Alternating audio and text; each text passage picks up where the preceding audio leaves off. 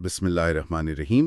خوش آمدید the missing dots میں آج ہم ایک ایسی فائل کھولنے جا رہے ہیں جسے چھونا بھی لوگوں کے لیے خوف کا باعث ہے۔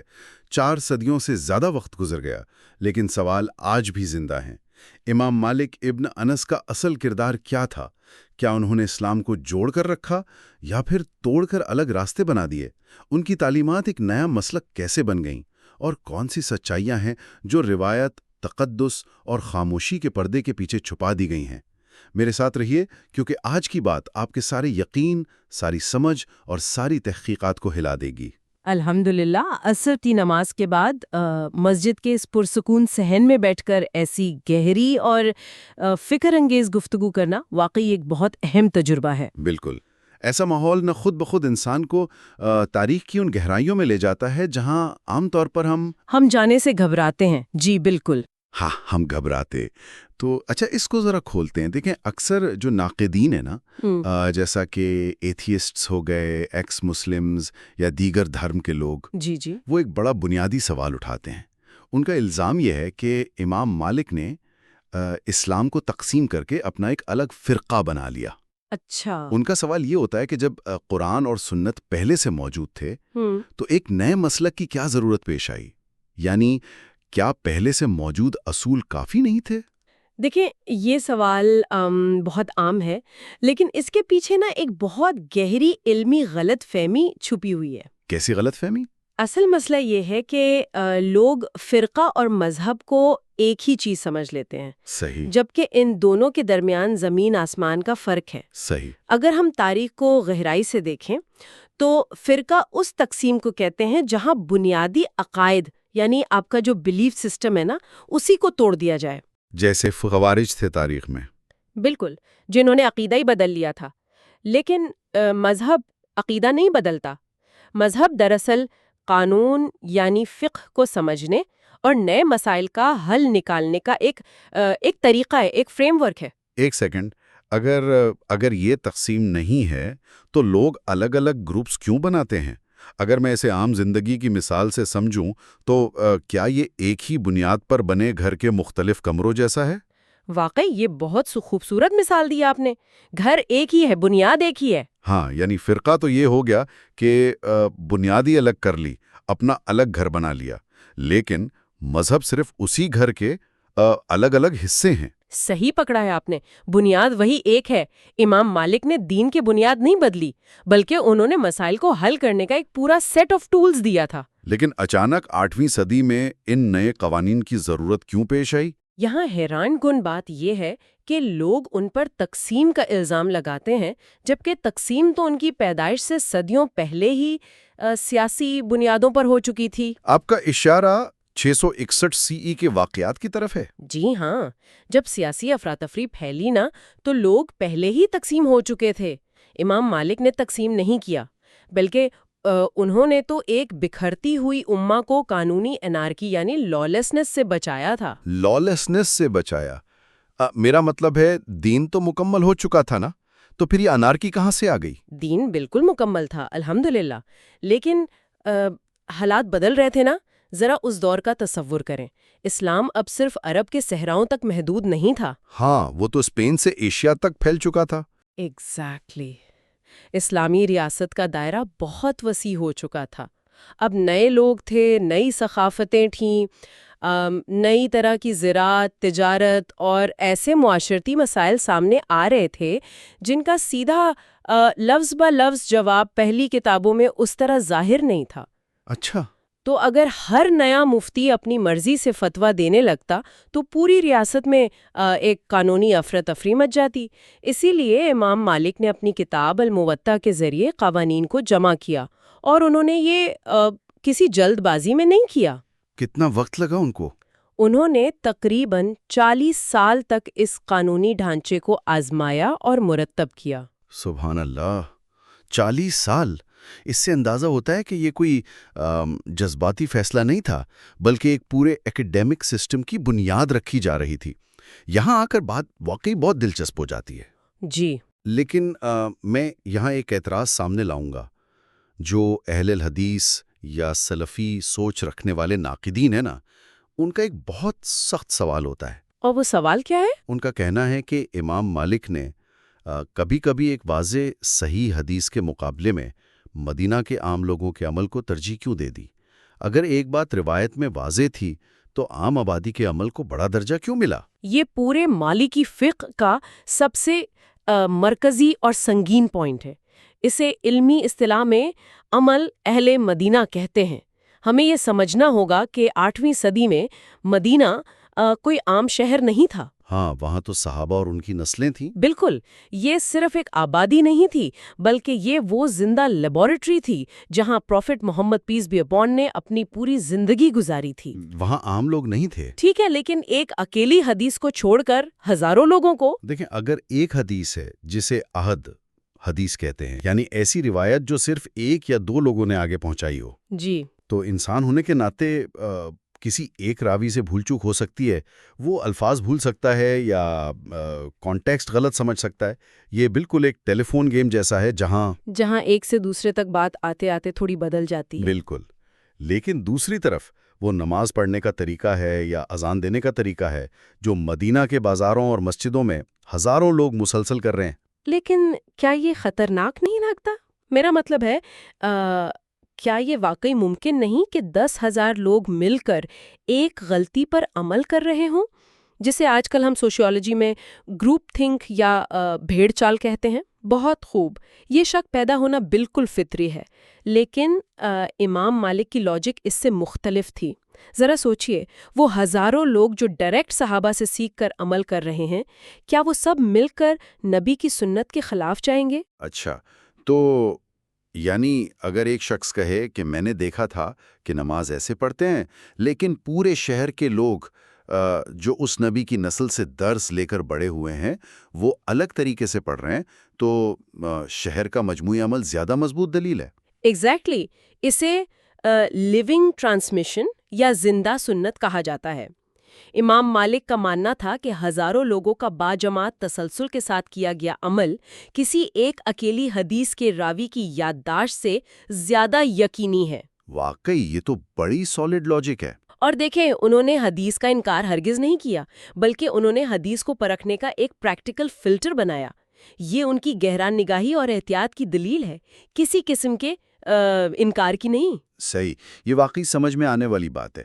ماضی کو تو انہوں نے مدینہ کے عمل سے ویریفائی کر لیا، لیکن مستقبل کا کیا؟ اگر ایسی مصیبت آ جائے جس کا جواب نہ حدیث میں ہو نہ مدینہ کے عمل میں ہو؟ یہاں پھر نئے اصول آتے ہیں۔ ہاں، جسے مصلحہ مرسلہ یعنی عوامی مفاد کہتے ہیں۔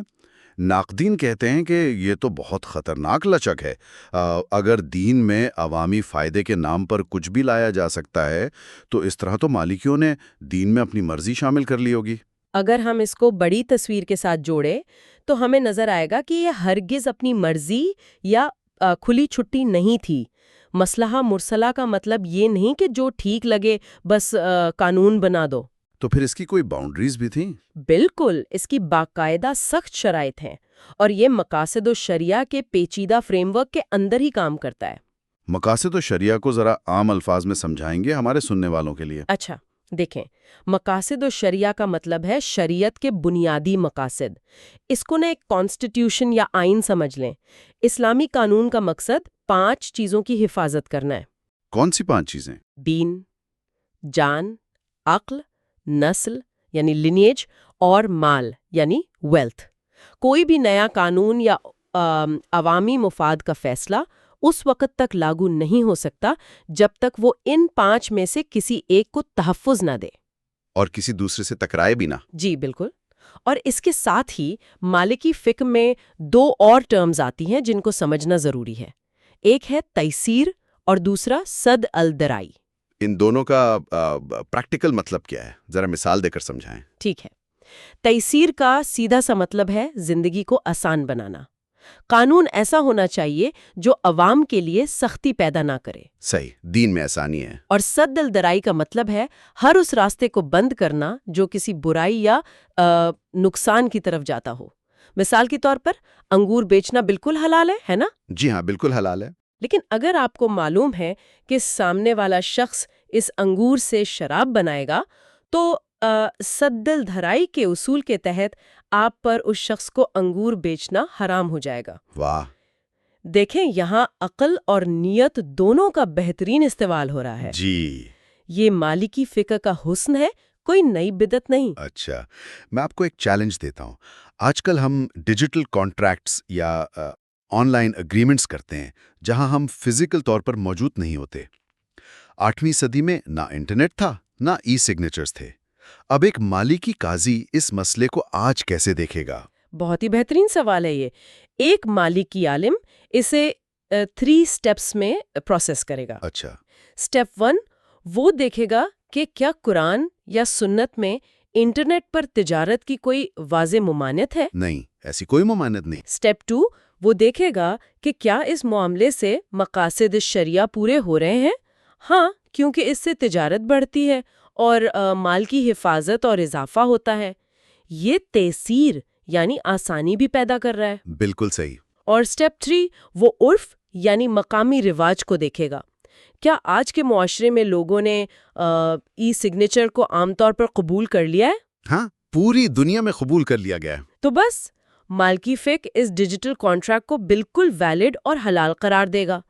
ये है मसलाहा मुरसला का ठीक इस्तेमाल। सुभान अल्लाह, यानी फाउंडेशन वही है, बस हालात के मुताबिक उस पर बिल्डिंग नहीं बनाई जा रही है।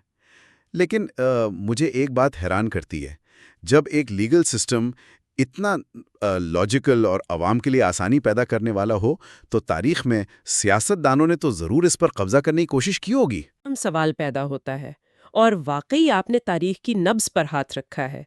ऐसा ही हुआ था।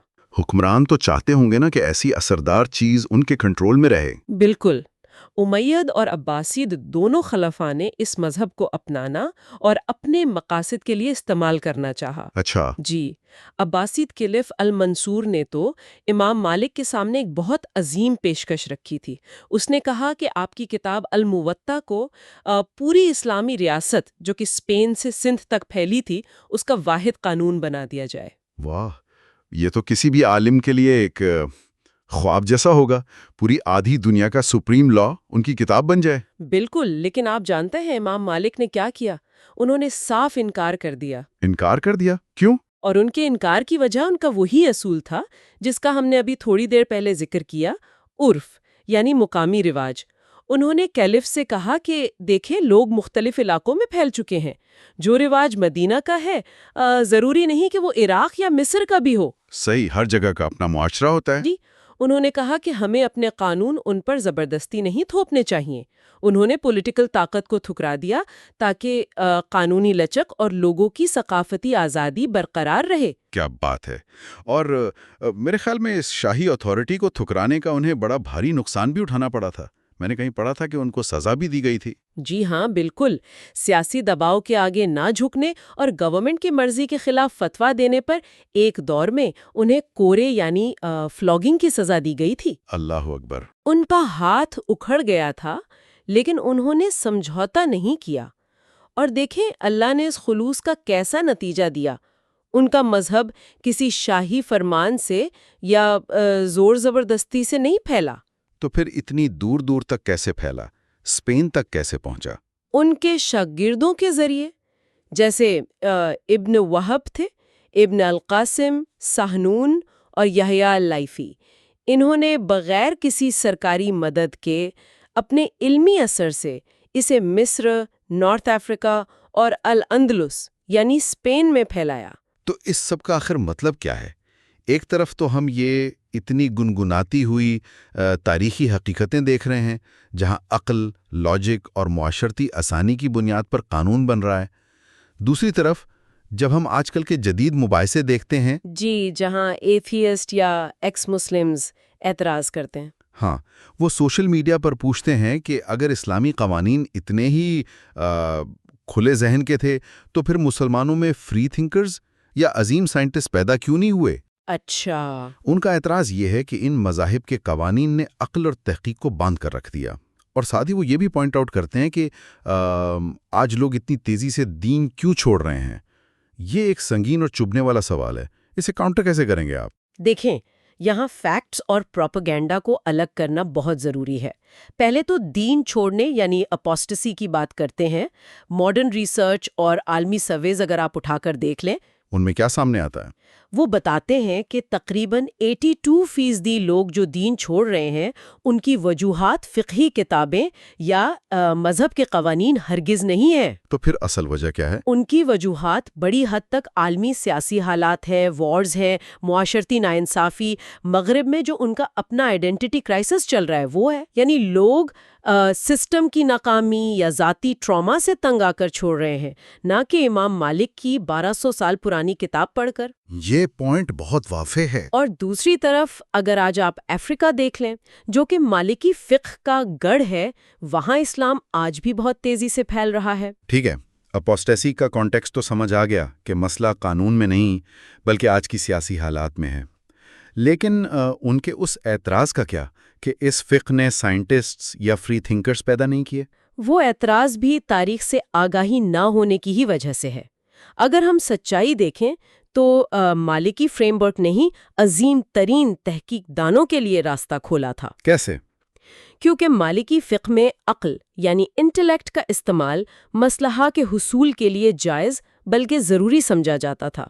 جب اندلوزین مالکی فلسفر ابن رشد نے گریک فلسفی اور ایرسٹوٹل کو پڑھنا شروع کیا نا، تو کسی نے انہیں ہیریٹک نہیں کہا۔ اچھا، جی، کیونکہ ان کا فریم ورک اجازت دیتا تھا کہ عقل کے ذریعے دنیا کو سمجھنا اللہ کے مقاصد کے بالکل مطابق ہے۔ یعنی فریم ورک نے ان پر پابندی نہیں لگائیں بلکہ ان کو ایسے ٹولز دیے جن سے وہ باقی دنیا کے علوم کو ٹھیک سے ٹیسٹ کر سکیں۔ بالکل، اور صرف ابن رشد ہی نہیں، ابن خلدون کو دیکھ لیں جنہوں نے ماڈرن سوشیولوجی اور ہسٹوریوگرافی کی بنیاد رکھی۔ ہاں، وہ تو بہت مشہور ہے۔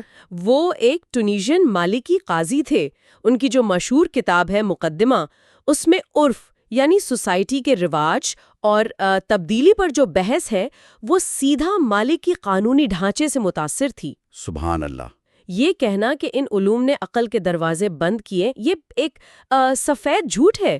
الاندلس صدیوں تک مالکی فقہ کا مرکز رہا، اور وہاں حساب، طب، اسٹرونومی میں جو تحقیق ہوئی نا، اس نے آج کی جدید سائنس کی بنیاد رکھی ہے۔ یعنی آثار آج بھی موجود ہیں۔ جی، اور آثار تو آج بھی جھلکتے ہیں۔